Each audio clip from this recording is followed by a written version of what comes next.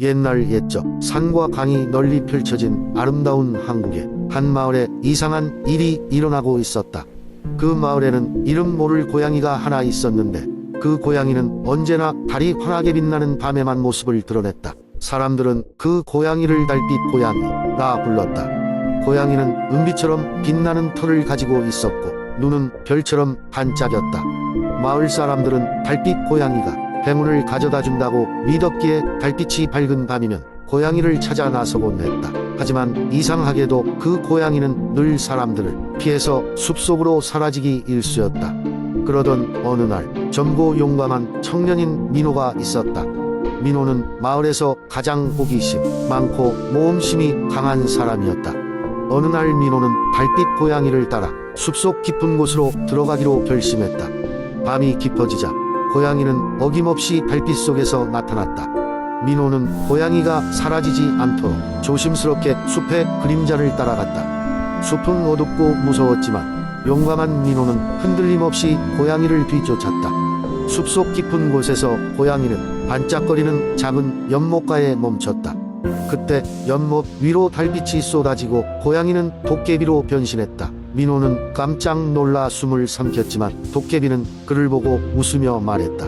걱정하지 말거라. 나는 사람을 해치지 않는다. 나는 이 숲의 수호신령이며 정체를 숨기기 위해 달빛 고양이의 모습으로 있을 뿐이다. 민호는 안도의 숨을 내쉬며 도깨비와 이야기를 나누기 시작했다. 도깨비는 민호에게 숲의 비밀과 마을의 행운을 가져다 주기 위해 왜 고양이로 변신했는지의 이야기를 들려주었다. 이 마을은 아주 오래 전부터 소중한 기운을 가진 곳이었지. 이 숲은 마을 사람들에게 평화와 번영을 가져다 주기 위해 존재한단다. 나도 그중 하나의 조력자일 뿐 마을이 유구한 시간 동안 잘 지낼 수 있도록 돕고 있단다.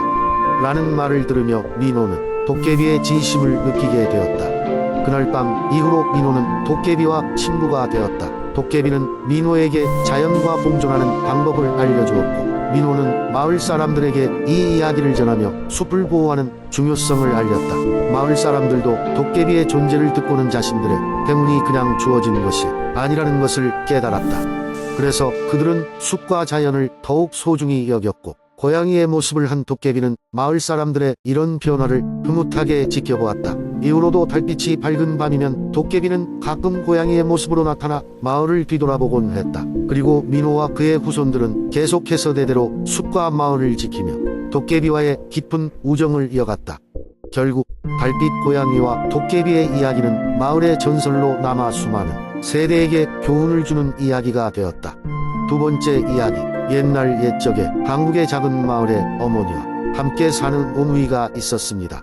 이들의 아버지는 일찍 세상을 떠났고 어머니는 마을에서 가장 부지런한 여인으로 유명했지요. 오누이는 매일같이 산으로 나무를 하러 갔고 돌아오는 길에 맛있는 과일을 따 어머니와 함께 나눠 먹곤 했습니다. 하루는 어머니가 오랜만에 시장에 가셔서 많은 작은 약과와 떡을 사오셨습니다. 아이들과 나눠 먹으라고 말씀하시며 어머니는 다시 일하러 나가셨습니다. 오누이는 기쁜 마음으로 각각의 떡과 약과를 조금씩 맛보았습니다. 하지만 나중에야 자신들이 너무 많이 먹었다는 것을 깨닫고 조금 걱정이 되었습니다. 그날 밤 어머니는 집으로 돌아오지 않으셨고 오누이는 무서워졌습니다. 마침내 날이 밝아오자 두 아이는 해가 작아지는 달 속에서 어머니의 모습을 봤습니다. 어머니가 위에서 그들을 지켜보고 있었던 것입니다. 몇 시간이 지나고 마을에는 소문이 돌기 시작했습니다. 근처 숲에서 무시무시한 호랑이가 나타나고 있다는 것이었습니다. 오누이는 어머니가 없는 집에 홀로 남겨져 두려움에 떨었습니다. 그러다 문득 자신들이 그날 오후 어머니가 사준 떡을 너무 많이 먹었다는 걸 다시 떠올리고 내일 돌아오면 어머니께 정중히 사과하기로 마음먹었습니다. 다음 날 역시 해가 질 무렵 두려움에 떨던 오누이는 다급히 산 위쪽으로 도망쳤습니다. 그때 무시무시한 울음소리가 숲을 가로질러 울려 퍼졌습니다. 호랑이가 그들을 쫓고 있었던 것입니다. 오누이는 형이 이끄는 대로 작은 언덕을 넘고 숲을 빠져 나와 어머니가 자주 갔던 미신 많은 나무 앞에 도달했습니다. 그때 형이 하늘을 올려다보며 외쳤습니다. 하늘이시여 저희를 구해주세요. 그 순간 믿기 힘든 일이 일어났습니다. 하늘에서 빛나는 긴 줄이 내려오더니 형과 동생을 쭉 끌어올렸습니다. 떨어질 뻔한 순간에 스스로를 잡고 겨우 하늘을 향해 매달린 두 아이는 드디어 안심할 수 있었습니다. 그들이 도달한 곳은 다름 아닌 하늘이었고 그곳에서 형은 해가 됐고 동생은 달이 되었습니다. 그리고 어머니는 언제나 그들을 지켜보고 있었습니다. 마을 사람들은 이 이야기를 들으며 매일 밤 하늘을 바라보며 오누이와 어머니를 생각했습니다. 그들의 사랑과 가족의 끈끈함은 하늘에 별처럼 변치 않는 이야기가 되었고 그 이야기는 계속해서 사람들의 입에서 입으로 전해졌습니다. 세 번째 이야기. 옛날 옛적 한국의 한 작은 마을에 사랑스러운 오누이가 살고 있었습니다. 이 오누이는 각별히 사이가 좋았으며 어머니와 함께 행복하게 살고 있었습니다. 그러나 어느 날 어머니는 장사를 하러 마을을 떠나야 했습니다. 오누이는 어머니가 돌아오실 때까지 집에서 서로 도와가며 지내기로 했습니다. 어머니가 외출한 그날 저녁 오누이는 마당에서 놀고 있었고 해가 서서히 지고 있을 때 어머니로 가장한 호랑이가 집으로 다가왔습니다. 호랑이는 어머니의 목소리를 흉내내며 문을 열어주기를 부탁했습니다. 하지만 누나는 어머니의 목소리와 조금 다르다는 것을 눈치채고 경계했습니다. 누나는 창문을 통해 조심스럽게 밖을 내다봤고 그제야 호랑이가 어머니의 옷을 걸치고 있는 것을 발견했습니다. 오빠는 무서워서 떨고 있었지만 누나는 용기를 내어 호랑이를 속이기로 결심했습니다. 어머니가 맞으시다면 손을 창문으로 넣어보세요. 손을 확인하고 문을 열게요. 라고 누나는 외쳤습니다. 호랑이는 긴 손을 창문 쪽으로 뻗었습니다. 그 손이 어머니의 손과 다르게 컸고 기괴하게 날카로운 손톱이 달려 있었습니다. 누나는 호랑이라는 것을 확신하고 오빠에게 속삭였습니다. 우리 마루 밑으로 도망가야 해. 오누이는 재빨리 마루 밑으로 숨어들었고 호랑이는 문을 부수고 들이닥쳤지만 둘을 찾을 수 없었습니다. 시간이 지남에 따라 호랑이는 지치기 시작했고 결국 잠시 쉬고자 하였습니다. 이 틈을 타 오빠와 누나는 집에서 달아날 기회를 엿보았습니다. 이윽고 밤이 깊어지자 오누이는 조심스럽게 나와 마을을 벗어났습니다. 그들은 높은 산에 오르며 계속해서 호랑이로부터 멀어지려고 했습니다. 그러나 호랑이는 오누이가 도망친 것을 깨닫고 다시 그들의 뒤를 쫓기 시작했습니다. 오누이가 산 정상에 도달할 즈음 호랑이는 거의 추적해 왔습니다. 절박한 순간에 오누이는 소원을 빌기로 결심했습니다. 누나는 두 손을 꼭 모아 기도를 올렸습니다. 하늘이시여 우리를 도와주세요. 호랑이에게 잡히지 않도록 해주세요. 그녀의 간절한 기도가 하늘에 닿았는지 갑자기 붉은 줄이 내려왔습니다. 누나는 재빨리 줄을 움켜쥐고 올라가기 시작했고 오빠도 뒤따랐습니다. 호랑이 역시 줄을 잡으려 했지만 줄이 희미하게 사라지기 시작했습니다. 누나는 끝까지 올라가 햇빛을 받은 아름다운 해가 되었고 오빠는 은은하고 부드러운 달이 되어 하늘에서 빛나게 되었습니다.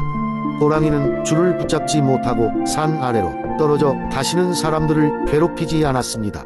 그리하여 오누이는 지금도 하늘에서 우리를 지켜보며 밤낮으로 서로를 돌봐주고 있습니다. 이것이 바로 한국의 전설이네와 달이 된 오누이 이야기입니다.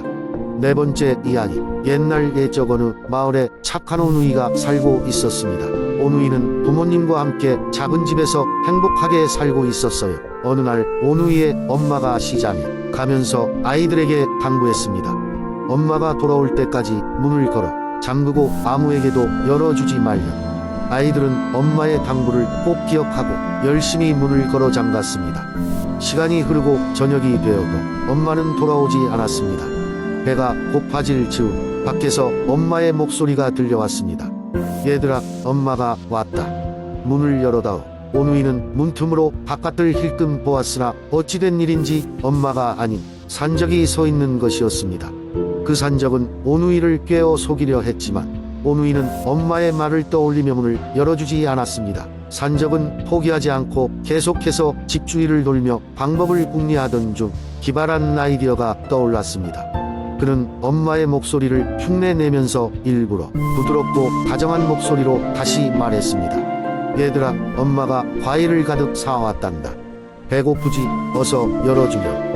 이번에는 목소리가 꽤나 진짜 엄마 같았기 때문에 오누이는 조금 흔들렸지만 여전히 조심해서 대답했습니다. 엄마라면 뒷마당 창을 통해 신호를 보내세요. 산적은 당황했지만 어떻게든 아이들을 속이려고 애썼습니다.